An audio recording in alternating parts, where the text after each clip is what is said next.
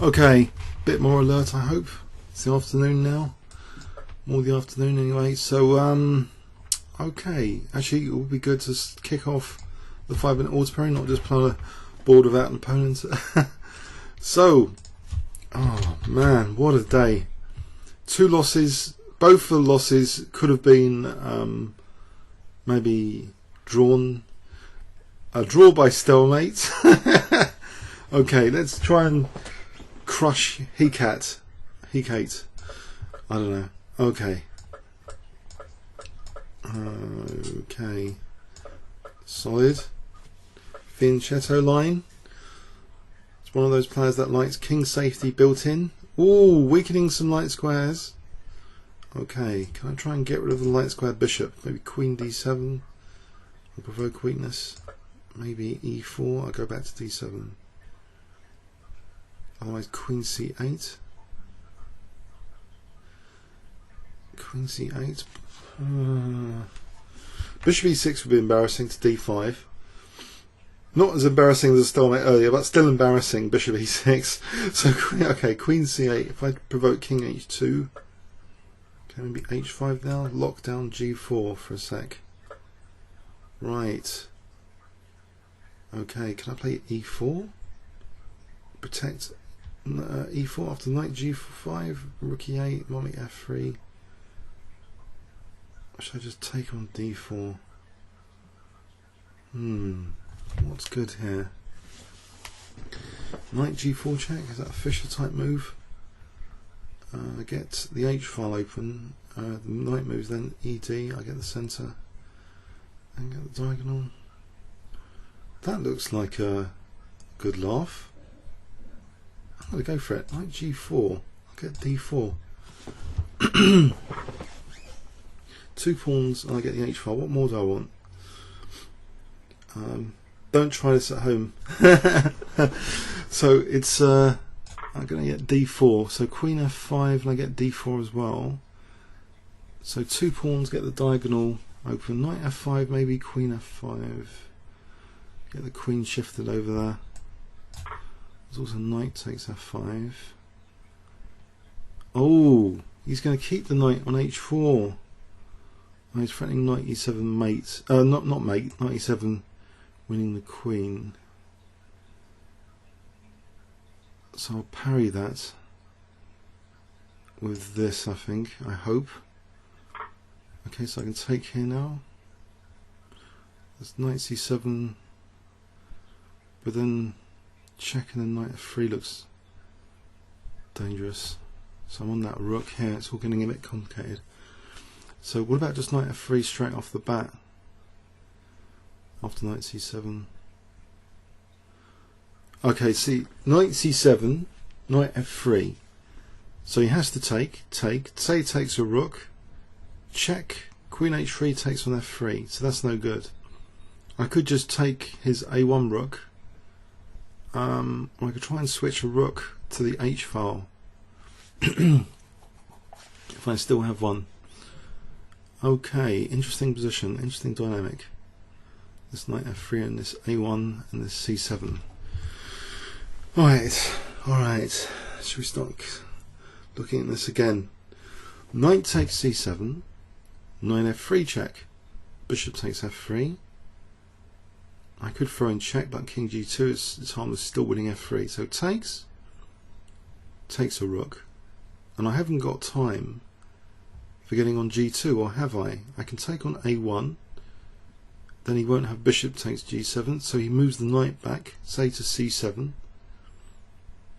Then where would I move this bishop? Okay.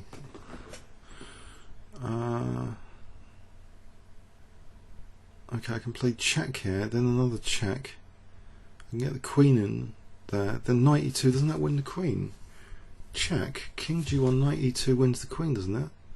That makes up for a bit of bad luck today, if this is the case. I'm not losing my queen to something like knight f6.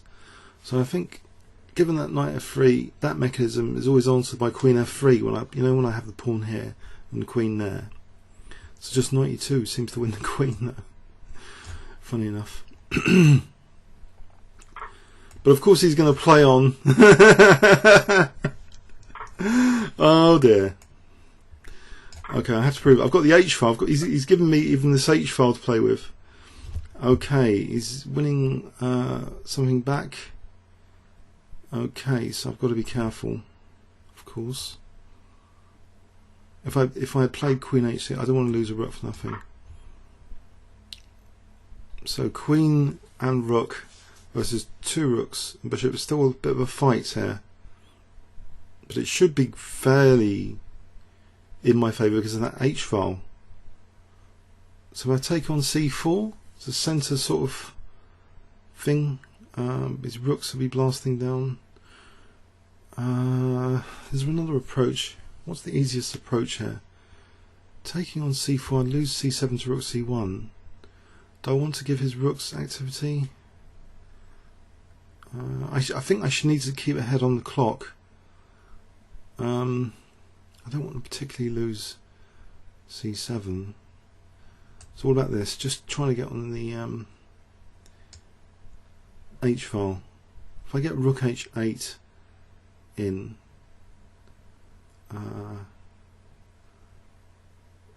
okay, so I want to play for Rook H8 for some reason. Am I biased to the attack here? So Rook H2 takes check. That's giving up too much material. So Queen H6 looks like a dangerous threat, but then there's Bishop G2. I'll chase the king out tiny bit. He plays Bishop G2 and he's safe as houses. So Bishop G2, Queen H2, King F1. What do I do? Play Rook H5.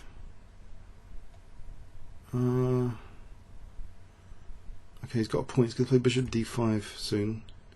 I've got an idea. Rook H5 to F5 will be on F2. I'll be protecting F7 on F2. I'm threatening Queen G3. So Rook C7, Rook F5, Bishop D5, Rook F5. Let's play Queen G3.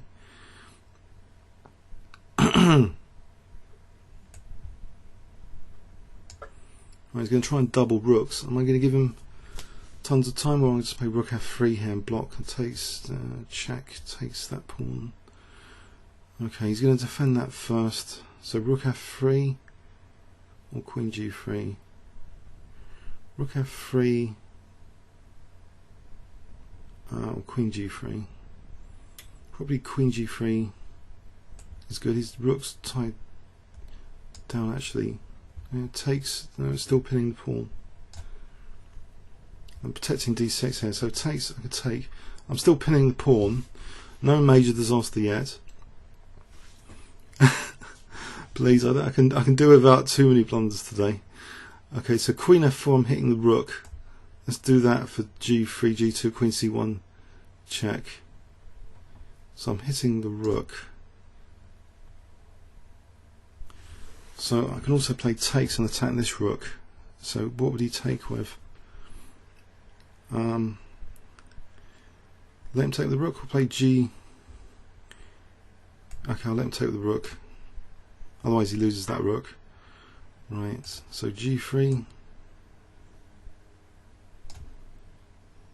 So if he takes rook and bishop versus queen. Okay, his rook's and pre. Now that simplifies it. So am I going to get 2 queens and stalemate? No. Oh dear, oh dear. Nothing can make up for this morning. Embarrassing. Look, in my defense, can I just also say I have auto queen setting as an option. Option move input advanced. Look, always queen, yeah, is an option. So something to bear in mind. Because someone's saying about underpromoting to a rook. Let's have a look at this game anyway and try and clear my mind. So try and accumulate some wins today. So this was, you see, there was a game of Fischer where he sacrificed the knight, and here it seems after b4, look, that rook's vulnerable. This diagonal's a bit vulnerable.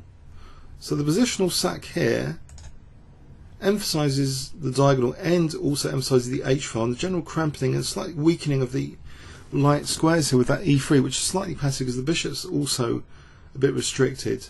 So it's playing on a few of my trump cards, h-file and diagonal, to get 2 pawns. Leading actually quickly to disaster. After he uncovered the h-file, it might be best to keep the knight there. So I've got h-file access, which is always pretty dangerous then. And here it just showed immediate, danger, winning the queen. But even so, the story wasn't totally over yet. There was still time to mess up. But thankfully, rook h5, I think this is great. Let's play rook f5, defending and attacking. I had a game against Simon Anson in the last classic. He came out with rook f6, defending f7, attacking f2. It's very good to get a rook like that, defending and attacking. So I hope you get something for this game. Hope you like these videos today. Please consider subscribing to the YouTube KingsCrusher channel. It's free and you'll be notified of any new videos. Thanks very much.